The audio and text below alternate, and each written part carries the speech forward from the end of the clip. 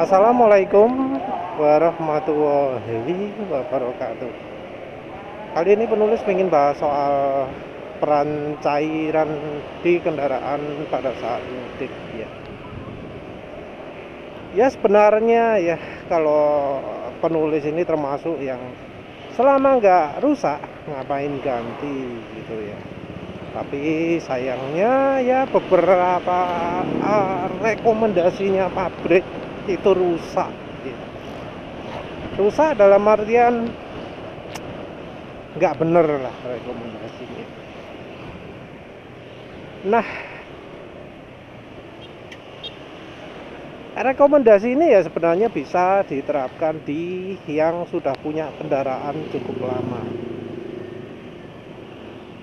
Kalau pas misalnya mau mudik ya nggak usah lah tiba-tiba kepikiran aneh-aneh moro-moro, oh pakai bensin Pertamax saja, biasanya pakai Pertalite. Oh pakai Pertamax turbo saja, biasanya pakai Pertamax. Oh olinya pakai full sintetik saja. Oh ini, oh itu gitu ya. Menurut penulis, kalau sudah punya kendaraan cukup lama, jangan pergunakan saat mudik itu sebagai ajang eksperimen. Lain kali saja ya, lain kali saja. Karena kalau pas mengalami masalah selama mudik, itu biasanya repot, ribet dan nggak enak ya. Jadi kalau sudah biasanya itu ya pakai itu saja. Eksperimennya lain waktu saja kalau bisa begitu. Nah kecuali kalau misalnya kendaraannya belum pernah dipakai jauh, beli kendaraan baru, entah motor baru, entah mobil baru, entah truk baru ya, yang penting kendaraan baru ya. Nah kalau kendaraannya baru ya kita juga harus hati-hati ya dengan apa yang namanya misalnya oli rekomendasi pabrik, terus apa maneh kulan rekomendasi pabrik, itu harus hati-hati. Kita juga jangan terus tiba-tiba untuk bensinnya jadi tergiur, pakai aditif inilah katanya bisa meningkatkan kemampuan oktan macam-macam. Nah kalau untuk perjalanan jauh jangan gambling ya. Kalau selama ini motornya sudah oke-oke aja pakai Pertalite, ya teruskanlah pakai Pertalite. Nggak usah pakai aditif. Pakai Pertamax juga ya, jangan apa jenenge ya, jangan memaksakan, apalagi nanti kalau di daerah tujuan gak ono Pertamax. Tapi kalau sekarang itu yang lebih langka Pertalite ya daripada Pertamax.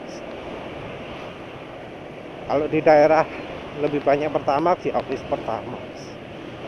Kalau misalnya kepikiran pakai Pertamax turbo ya jangan juga lah ya, pakai yang lebih lebih banyak ada di tempat tujuan atau tengah perjalanan. Soal aditif ini soalnya untuk aditif perhatikan bahwa nggak semua aditif itu bekerja sesuai iklan.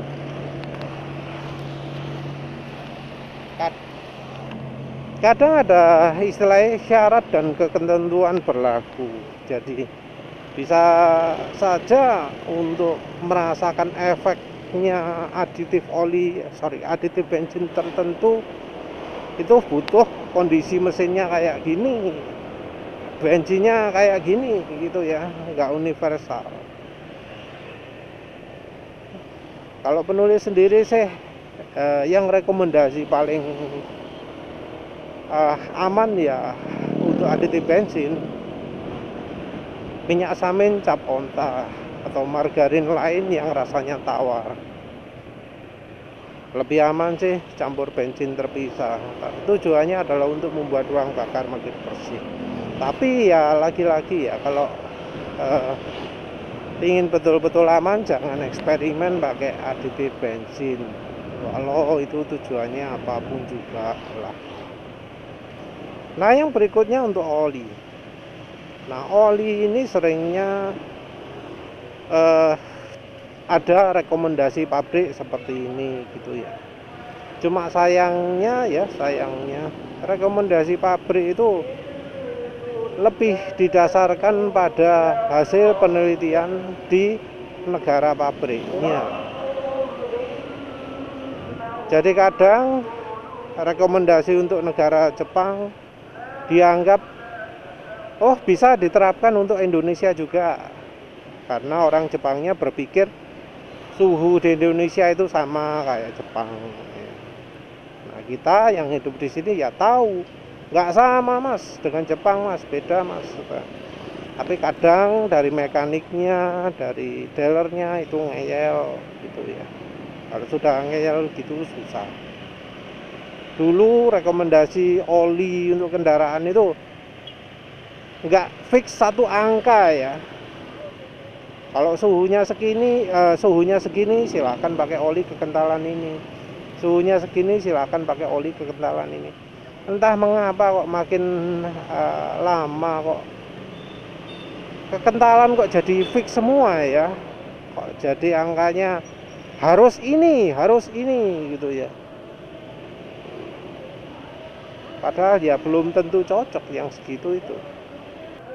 Oli itu sebaiknya pilih yang sesuai dengan daerah tujuan atau daerah yang dilewati. Daerah yang dilewati sampai suhunya dingin sekali, ya cari oli yang bisa sangat dingin sekali ya. Tergantung seberapa dingin. Tapi perhatikan juga daerah panasnya kayak gimana.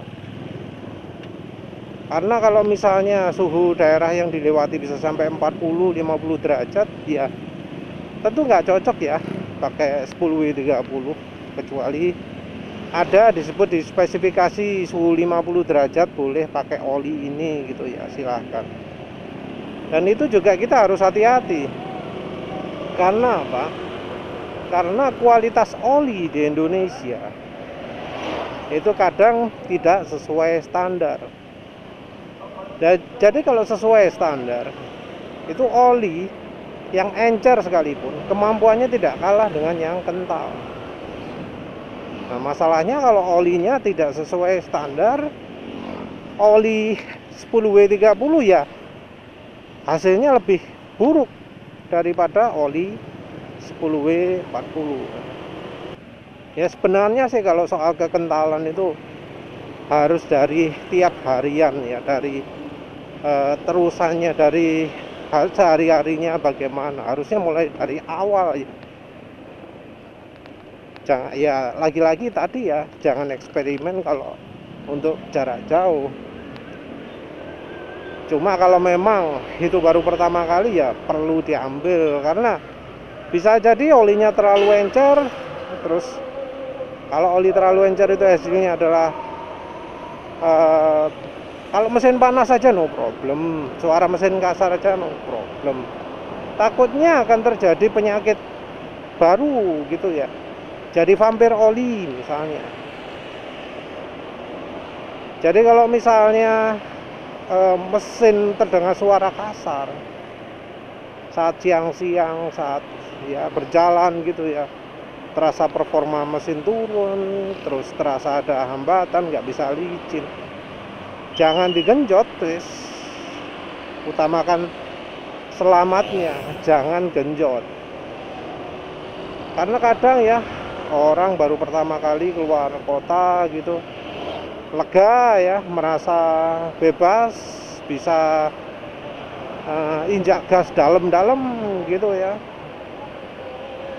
Padahal olinya sebenarnya nggak layak untuk kondisinya, misalnya terlalu encer atau kurang tahan lama, atau bahan olinya kurang awet karena mereknya ya bohong ke orang. diomongi olinya API-SN padahal nggak ada sertifikasi sama sekali, nggak ada pembuktian sama sekali. Nah kalau sudah begitu ya repot ya. Mungkin orang kepikiran untuk wah kalau mau keluar kota ganti oli lah. Nah ini saat-saat yang rawan ya, jangan sampai ketika mudik itu olinya sampai kena oli palsu. Wah wis itu sudah repot lah ya. Ya lagi-lagi ya jangan coba-coba kalau bisa. Kalau mau keluar kota, kalau mau mudik jangan coba-coba. Misalnya oh ada toko baru ini ya. Ya bisa jadi lebih aman kalau ganti oli misalnya di SPBU, ganti oli di toko oli yang terkenal, walau harganya agak mahal sedikit, yang penting jaminan aslinya. Ya lagi-lagi jangan coba-coba ya, mentang-mentang wah ini mau luar kota pakai oli full sintetis lah, padahal ya sebenarnya full sintetis tidak menjamin kemampuan oli lebih baik, apalagi sekarang, zaman sekarang ketika semua oli itu mayoritas mineral. Jadi mau yang full sintetis, mau yang semi sintetis, mau yang 100% sintetis, semuanya mineral, kebanyakan seperti itu. Karena sekarang yang dulu mineral pun disebut sintetis ya, karena istilah sudah bergeser. Jadi jangan tergiur embel-embel full sintetis. Wah pengen nyoba oli ini ya, katanya full sintetik, tahan untuk touring, tahan untuk jarak jauh. Jangan tergiur ya. Cari oli yang betul-betul aman ya, betul-betul teruji. Bisa jadi oli yang sekarang itu malah lebih baik daripada yang mau dicoba.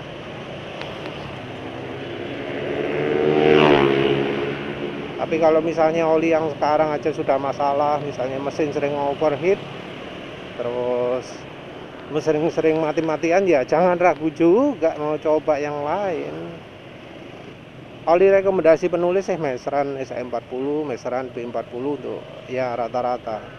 Kalau kurang kental, oli Fastron ungu. Kalau untuk motor, oli Repsol Moto Super. Kalau untuk mobil, oli Win yang Formula 20W50. Fastron hijau ya mungkin termasuk baik, tapi dibanding oli-oli rekomendasi Meseran dan Fastron ungu, menurut penulis jauh di bawahnya ya, apalagi yang Fastron Gold. Kalau bisa sih, kalau memang butuh oli yang betul-betul tahan touring, tahan jarak jauh, cari oli yang mengandung pau ester, bisa yang 100% pau. Contoh oli pau ester ya, kalau yang 10W50 ada FK pau ester. Kalau misalnya merek Ravenol ada Ravenol VST ya. Redline, kalau Redline tuh kencang jarak pendek kayaknya ya. Amsoil Signature sekarang rasanya sudah bukan pau ya, soalnya gak wani nulisi pau di material safety datasit, padahal sebelumnya berani. Oli lain Fastron apa jenenge, Fastron sintetik yang baru jenenge apa sih, lupa ya, mungkin bisa jadi pilihan juga karena kan bahannya pau. Jadi mau oli yang untuk jarak jauh itu cari yang pau ya. Kalau nggak gitu sekalian mending Meseran SE40 lah kalau bisa. Tapi ya tentu cobaan dulu sebelum mudik, jangan langsung mudik pakai itu gitu. Misalnya nanti terlalu berat kan repot. Tapi oli yang terlalu kental itu efeknya lebih minim ya, selama suhunya nggak sampai minus.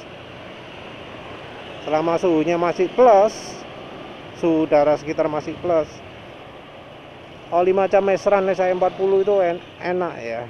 Kalau misalnya kurang encer ya tinggal tambahin minyak goreng. Kalau misalnya merasa minyak gorengnya cepat beku, ya jangan pakai minyak sawit, tapi pakai minyak jagung atau minyak canola. Atau campurannya minyak canola dan minyak sawit itu juga bisa. Minyak jagung campur minyak sawit itu juga bisa. Merek rekomendasinya ya KCO itu. Berkaitan dengan itu juga Kulan ya. Kulan rekomendasi pabrikan itu atau yang bawaan kendaraan itu kadang terlalu pekat ya. Padahal ya kalau di luar negeri Kulan 50% konsentrat itu cuma untuk musim dingin saja. Untuk ketika musim salju. Perhatikan bahwa di negara luar Kulan itu lebih sering disebut anti-freeze, anti beku. Nah kalau daerah yang dilewati nggak ada saljunya, ya nggak perlu ya pakai anti-freeze. Sebenarnya kayak gitu, normalnya kayak gitu. Karena ya terpaksa ya harus pakai Kulan. Ya solusinya adalah pakai campuran Kulan yang konsentratnya sedikit, yang 30% atau bahkan 20% kalau bisa. Kalau untuk merek ini ya penulis rekomendasinya merek Pertamina. Kalau yang tanpa konsentrat sama sekali, yang penulis tahu itu cuma merek Preston yang botol merah. Itu nggak ada antifreeze-nya sama sekali ya.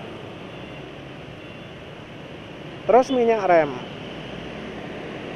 rem menurut penulis kalau untuk beberapa kendaraan mungkin kadang di bawah standar ya. Efek minyak rem itu terutama kalau untuk rem blong. Jadi mungkin kadang sering jalan kencang, terus sering macet, sering turunan, rem sering dipakai. Karena rem sering dipakai jadi overheat karena ya kalipernya panas, cairannya jadi kena ikut panas. Nah untuk mengurangi resiko blong ini bisa pakai minyak rem yang lebih tahan panas. Kalau misalnya rekomendasinya dot 3 atau dot 4, nah bisa pakai yang dot 4 yang daya tahan panasnya lebih tinggi atau sekalian 5.1. Cuma perhatikan bahwa kalau yang sistem ABS kayaknya rekomendasi tertinggi untuk minyak rem itu adalah 4.0. Kok 4.0? DOT 4 lah ya.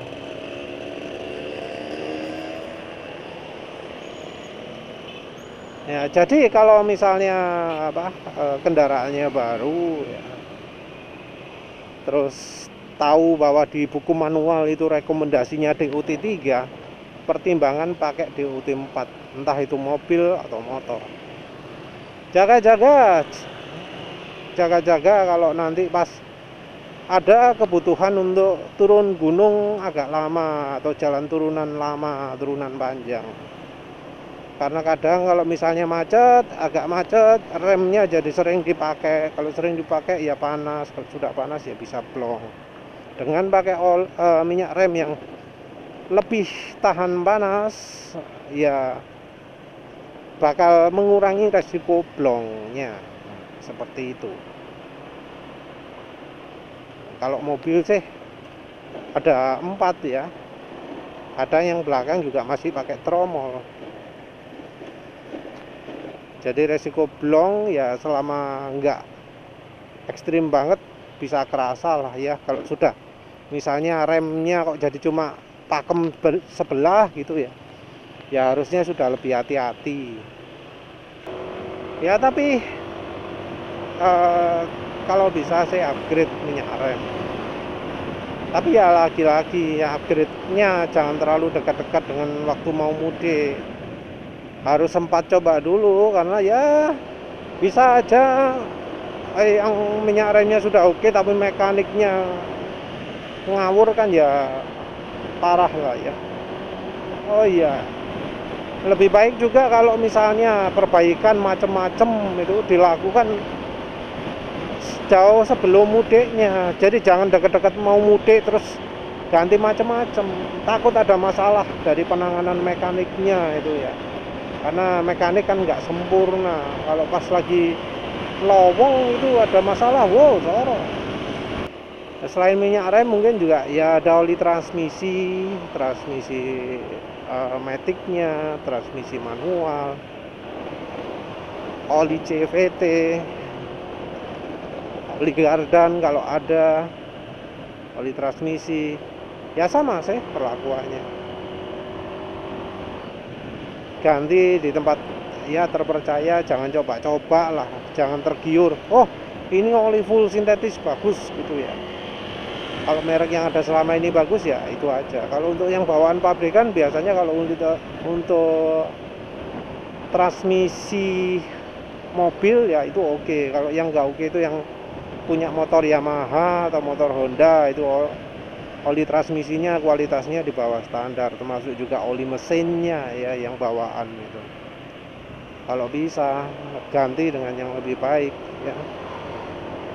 Kalau percaya merek impor ya merek impor sana, tapi pastikan ya betul-betul cari yang terbaik. Cairan yang lain ya minuman ya, jangan lupa bawa minum, baik naik motor atau naik mobil, bisa membantu mengurangi ngantuk. Kalau pakai air minum yang air minum yang jernih ya, air putih. Mungkin ada yang merasa kalau air minumnya itu seri ya. Saya nggak suka mas bawa air minum air putih seri soalnya. Nah itu biasanya ada tanda masalah ya. Masalah pada energi airnya ya. Karena air putih yang energinya bagus itu nggak seri tapi seger. Diminum nggak bikin tersedak, nggak bikin seri, nggak bikin batuk, seger. Ya silahkan lah hunting air putih seger kalau misalnya masih ada waktu. Cara lain pakai Cemenite, jadi silahkan buat Cemenite. Cara instruksi buat Cemenite ada di internet.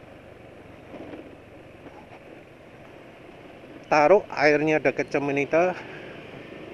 Kalau buat Cemenite benar, mestinya airnya bakal terasa segar ya, yang ada rasanya pun jadi lebih enak. Tapi ya lagi-lagi pakai Cemenite-nya jangan mendadak. Di beberapa hari sebelumnya sudah pakai, taruh kamar tidur, karena takutnya ya kelihatan segar bugar padahal aslinya masih ada gejala susah tidur gitu ya. Nanti begitu pas bawa Cemenite mendadak gitu, ditaruh di bagian dashboard atau di mana gitu, terus malah jadi ngantuk ya. Karena kalau sifat Cemenite itu, orang yang tidurnya kurang begitu deket Cemenite, efeknya adalah jadi tidur, jadi mudah tidur, kan bahaya kalau gitu ya. Kalau penanganan daruratnya ya berhenti terus tidur sambil bawa Cemenite-nya. Dalam beberapa menit gitu aja mestinya sudah cukup, apalagi kalau 1 jam 2 jam sampai 6 jam. Kadang pertama kali pakai Cemenite itu tidurnya jadi keterusan. Ya silakan cobalah, jangan sampai salah ya instruksinya. Cari instruksi yang dari Sucah ya. Terus apalagi, Cemenite juga bisa membantu membuat kendaraan lebih irit. caranya taruh bagasi kalau di motor matic, taruh di dekatnya tangki bensin kalau untuk mobil. Kalau untuk motor lagi embuh ya taruh mana. Kalau untuk motor bebek bagasi juga bisa lumayan banyak iritannya. Ya wis, itu saja ya. Terima kasih udah menonton. Assalamualaikum warahmatullahi wabarakatuh.